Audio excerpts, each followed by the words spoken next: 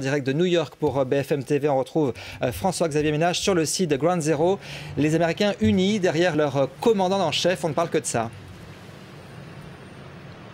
Effectivement, avec toujours des personnes qui, depuis dimanche soir, continuent encore à se recueillir ici. Il y a des bougies qui continuent à être déposées, des fleurs et aussi des cartes, des messages parfois d'amitié, des messages de regret aussi également, avec des photos, y compris de militaires qui sont tombés il y a parfois quelques mois seulement en Afghanistan. Voilà ce qu'on peut voir ici sur Ground Zero. Quelques voix discordantes parfois aussi de New-Yorkais qui auraient préféré qu'un procès, que la justice intervienne dans cette affaire plutôt que d'apprendre la mort de Ben Laden à l'autre côté du monde. Voilà ce que disent certains New-Yorkais. Et puis, il y a l'avenir maintenant. Que va-t-il se passer dans les prochains mois? Regardons la une de ce journal. C'est le plus lu aux États-Unis, USA Today, avec notamment ce titre For Americans, a huge boost, qu'on pourra traduire par pour les Américains.